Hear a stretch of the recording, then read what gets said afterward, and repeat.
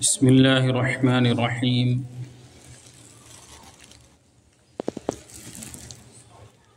الحمد للہ رب العالمین والعاقبۃ للمتقین والصلاة والسلام علی سید الانبیاء والمرسلین سیدنا و مولانا محمد وآلہ واصحابہ اجمعین اما بعد فقد قال اللہ تبارک وتعالی فی القرآن المجید اعوذ باللہ من الشیطان الرجیم بسم اللہ الرحمن الرحیم وَأَقِيمُوا الصَّلَاةَ وَآتُوا الزَّكَاةَ وَارْكَعُوا مَعَ الرَّاكِعِينَ صدق اللہ العلی العظیم۔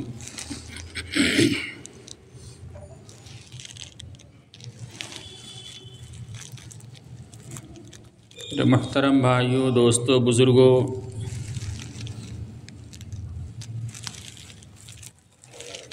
اللہ تبارک و تعالی نے اس کائنات کے اندر جناب نبی اکرم صلی اللہ علیہ وسلم کو انسانیت کے لیے ایک نمونہ اور آئیڈیل بنا کر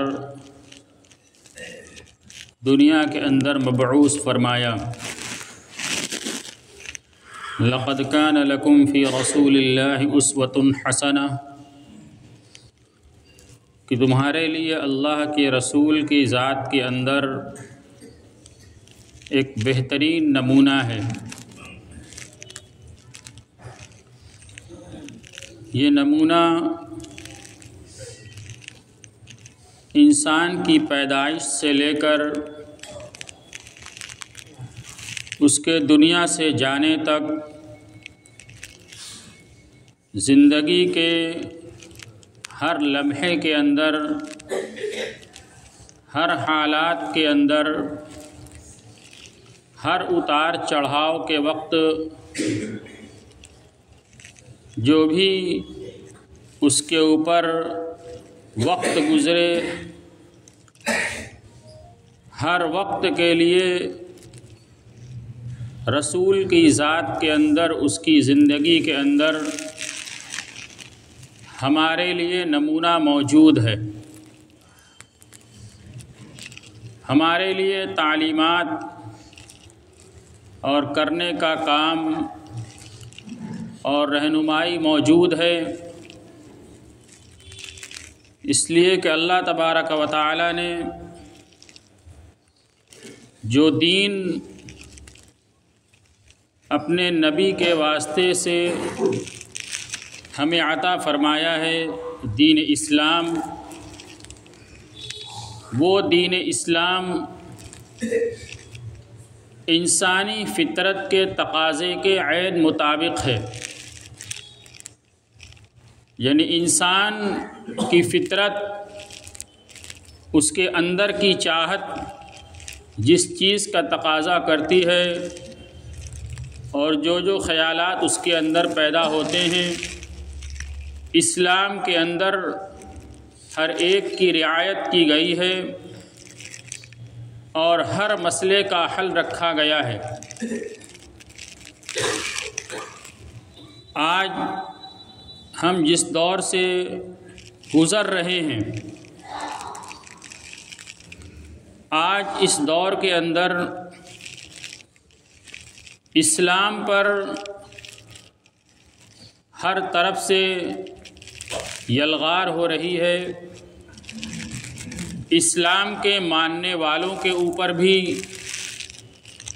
جسمانی اعتبار سے بھی، مالی اعتبار سے بھی، یعنی جو ظاہری شان و شوکت ہے اس پر بھی وار کیا جا رہا ہے، جس کا آپ حضرات مشاہدہ کر رہے ہیں اور اس کے اوپر باخبر ہے سوشل میڈیا کے ذریعے اور دیگر خبروں کے ذرائع کے ذریعے، لیکن اس سے زیادہ جو فکر کی چیز ہے وہ یہ کہ ظاہری حملوں کے ساتھ ساتھ اس وقت ملت اسلامیہ اس سے بڑے فتنے اور حملے سے دوچار ہے، وہ فکری حملہ اور فکری یلغار ہے۔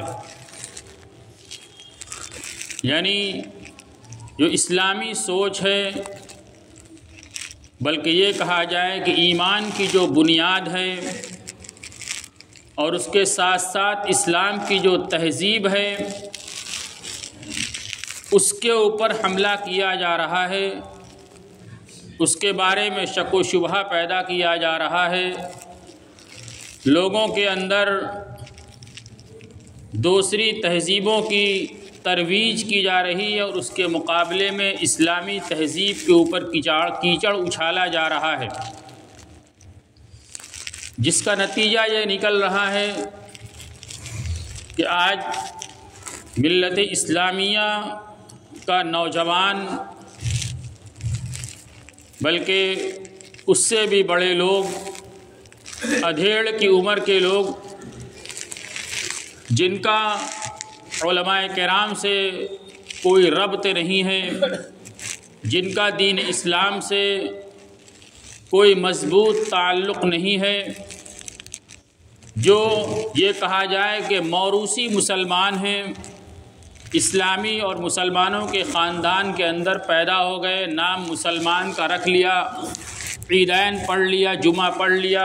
بس دین کو اسی دائرے تک محدود سمجھ لیا، باقی دین سے ان کا کوئی تعلق نہیں۔ یہ ایک بڑی تعداد ہے، خاص طور سے یہ تعداد، اور اس کے علاوہ جو مسلمان ہیں، یعنی اپنی شکل و صورت کے اعتبار سے، اپنی شباہت کے اعتبار سے، اپنے کچھ اعمال کے اعتبار سے مسلمان ہیں، نماز بھی پڑھتے ہیں، کچھ دین کا کام بھی کرتے ہیں، لیکن فکری یلغار سے یہ طبقہ بھی مکمل طریقے سے محفوظ نہیں ہے۔ ایمان کے بارے میں شک و شبہ کے اندر انتہائی تیزی کے ساتھ لوگ گرفتار ہو رہے ہیں۔ میرے بھائیوں، دوستو، بزرگوں، اس دنیا کی زندگی کے اندر ایک انسان کے لیے اور خاص طور سے ایک مسلمان کے لیے اس کی سب سے بڑی جو پونجی ہے، اس کی سب سے قیمتی جو دولت ہے، اس کی سب سے قیمتی جو متاع ہے، وہ ایمان کی دولت ہے۔ اللہ تبارک و تعالیٰ کی ذات کے اوپر یقین ہے، اللہ تبارک و تعالیٰ کی قدرت کاملہ کا اعتراف ہے، اور ایمان کی جو بنیادیں ہیں ان بنیادوں کو اپنے اندر مضبوط رکھنا ہے، اس کے اوپر یقین رکھنا ہے کہ دنیا سے ہمیں ایک دن جانا ہے، دنیا ہمارے لیے دارالامتحان ہے، پھر اس کے بعد ہمارے اوپر ایک عدم طاری ہوگا، یعنی موت آئے گی، اور پھر اس کے بعد ہمیں دوبارہ اٹھایا جائے گا، حساب کتاب کا مرحلہ ہوگا، اللہ کی بارگاہ کے اندر پیشی ہوگی، جنت اور جہنم میں سے کسی ایک ٹھکانے کے اندر جانا ہوگا۔ یہ ہمارے ایمان کا حصہ ہے۔ اگر ان بنیادی چیزوں میں سے کسی ایک چیز کے اندر بھی انسان شک کے اندر گرفتار ہو جائے گا تو اس کو اپنے ایمان سے ہاتھ دھو بیٹھے گا، ایمان کے دائرے سے وہ خارج ہو جائے گا، اور پھر ہمیشہ ہمیش کی ناکامی اس کا مقدر بنے گی۔ دراصل آج دنیا مادیت کے پیچھے چل پڑی ہے، مادی ترقی کو، مالی وسائل کو، دنیاوی آسائش کو، دنیا کی آرائش کو، دنیا کی چیزوں کو وہ آج سب کچھ سمجھ بیٹھی ہے، اور اسی کو اپنی کامیابی کی معراج سمجھ بیٹھی ہے کہ ہم نے یہ ساری چیزیں حاصل کر لی تو گویا ہم کامیاب ہو گئے۔ یہ دنیاوی اسباب، مال و دولت، دنیا کی آسائش، دنیا کی آرائش، دنیا کی چیزیں اور دنیا کے دیگر سکون کے سامان دنیا کی زندگی کے اندر آرام تو کچھ دے سکتے ہیں، کچھ آسودگی تو پہنچا سکتے ہیں، لیکن حقیقی اطمینان اور حقیقی سکون وہ اللہ تبارک و تعالیٰ کی یاد کے اندر ہے، اللہ تبارک و تعالیٰ کی ذات عالی کے اوپر ایمان کے اندر ہے۔ حقیقی کامیابی اسی کے اندر ہے۔ انسان جب دنیا سے جائے گا تو اس کو کامیاب کرانے کے لیے جو بنیادی شرط ہے وہ ایمان کی بقا ہے، اپنے ایمان کے ساتھ دنیا سے جانا۔ آج جو فکری یلغار ہے وہ اسی ایمان کو متزلزل کرنے کے لیے ہے۔ ابھی ہفتہ بھر پہلے آپ نے جو ڈیبیٹ دیکھی اور ساری دنیا کے اندر جس کا چرچا ہوا وہ اسی بنیاد پر تھی کہ خدا کے وجود کے اوپر۔ یہ کوئی چھوٹا مسئلہ نہیں ہے، بلکہ نیچے سے لے کر اوپر تک منظم طریقے سے اس کو پھیلایا جا رہا ہے، اور یہ ناسور دھیرے دھیرے ہمارے نونہالوں کے اندر اس کو پیدا کیا جا رہا ہے کہ خدا کا کوئی وجود نہیں، یہ دنیا اپنے سے چلی آئی ہے، اپنے سے اس کا نظام چل رہا ہے، اور سائنس کے اوپر یقین کو مضبوط کرنے کی کوشش کی جا رہی ہے۔ میرے بھائیوں، دوست، بزرگوں، خدا کا وجود اپنی جگہ ہے، سائنس وہ اپنی جگہ ہے۔ سائنس ہم اس کے معترف ہیں کہ سائنس کے ذریعے، سائنس کے سہارے سے دنیا میں ترقی کی جائے، لیکن سائنس کی بنیاد پر خدا کا انکار یہ ممکن نہیں ہے۔ سائنس مخلوقات کے اندر کیا چیزیں ہیں اس کو ظاہر کرنے والی ہے کہ اللہ تبارک و تعالیٰ نے دنیا کے اندر جو چیزیں پیدا کی ہیں، سائنس کا سہارا لے کر ان سے دنیا کے اندر ترقی کی جائے، نئی نئی چیزیں ان کے ذریعے سے وجود بخشی جائیں، وجود کے اندر لائی جائیں سائنس کے ذریعے سے، لیکن وہ چیز خود اللہ تبارک و تعالیٰ کی طرف سے بنائی ہوئی ہے، بلکہ سائنس کے ذریعے سے تو انسان اللہ تبارک و تعالیٰ کی معرفت کو حاصل کر سکتا ہے کہ دنیا کے اندر انسان ہر طرح کی ایجاد کرتے کرتے وہ کہیں پر پہنچے گا جہاں پر وہ اس بات کا اعتراف کرے گا اس ساری چیزوں کو بنانے والا کوئی ہے، اور وہ کون ہے؟ وہی اللہ تبارک و تعالیٰ کی ذات عالی ہے جس نے اس دنیا کی ہر چیز کو بنایا۔ نہ دنیا خود سے وجود کے اندر آئی ہے، نہ دنیا کی کوئی چیز خود سے وجود میں آئی ہے، ہر چیز کا خالق اللہ ہے اور ہر چیز کے نظام کو چلانے والا اللہ ہے۔ اس ایمان کو ہمیں اپنے اندر پختہ کرنا ہے اور اسی ایمان کو اپنے ساتھ دنیا سے بچا کر لے جانا ہے۔ اس کو بچانے کے لیے ہمیں کیا کرنا پڑے گا؟ اس کو بچانے کے لیے ہمیں اپنے آپ کو اپنے علماء کرام کے ساتھ مضبوط کرنا پڑے گا، دین کی باتوں کو قرآن و حدیث کی روشنی کے اندر سمجھنا پڑے گا، اپنے اندر پیدا ہونے والے اشکالات کو اور سوالات کو علماء کرام کے ذریعے حل کرانا ہوگا۔ سوشل میڈیا کے ذریعے اور دیگر چیزوں کے اوپر آج تو ان کی طرف سے باڑھ آئی ہوئی ہے کہ کیسے ایمان کو کمزور کر دیا جائے، کیسے اللہ تبارک و تعالیٰ کی ذات عالی کے سلسلے میں شک پیدا کر دیا جائے۔ مغربی تہذیب کے اندر اور مغربی اداروں کے اندر یہی ساری چیزیں پروان چڑھ رہی ہیں۔ میرے بھائیوں، دوست، بزرگوں، مسئلہ ایمان کا ہے۔ ہم اپنے نونہالوں کو جو ان کے اسکولوں کے اندر تعلیم حاصل کرنے کے لیے جاتے ہیں، ہم ان کے ایمان کی بقا کی فکر کریں۔ دنیاوی تعلیم، عصری تعلیم کو حاصل کرنا اور دنیا کے اندر ترقی کرنا اور دوسری زبانوں کو پڑھنا اور ڈگریوں کو حاصل کرنا، یہ اسلام کے اندر کہیں سے کسی بھی طرح سے منع نہیں ہے کہ آپ انگریزی نہ پڑھیں، آپ سائنس نہ پڑھیں، آپ ڈاکٹر نہ بنیں، آپ انجینئر نہ بنیں، کوئی چیز منع نہیں ہے، بلکہ ہر چیز کے تعلیم اور ہر فن کو حاصل کرنے کی ترغیب دی گئی ہے۔ لیکن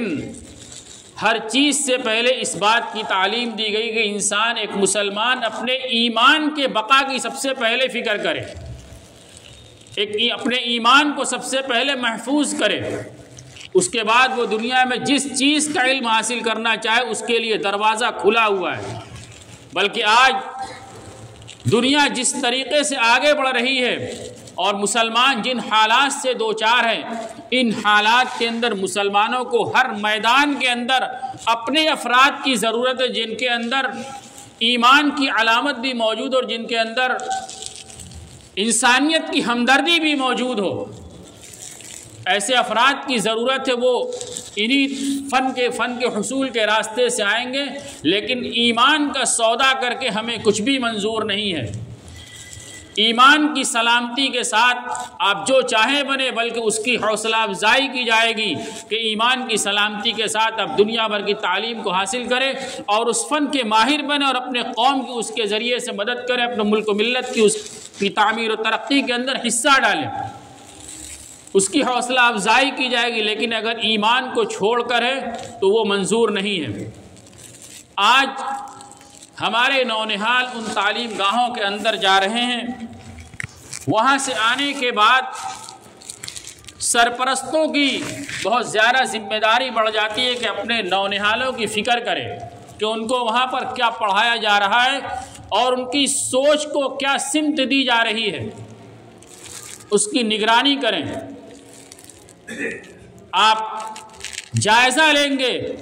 تو ان اسکولوں کے اندر پڑھنے والے بچے بسا اوقات ایسا سوال کرتے ہیں کہ ایک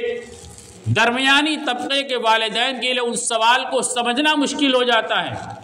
اور کبھی سمجھتے ہیں تو ماتھا پکڑتے کہ یہ کیا سوال یہ کر رہا ہے۔ وہ خدا کے بارے میں سوال کرتا ہے، وہ رسول کے بارے میں سوال کرتا ہے،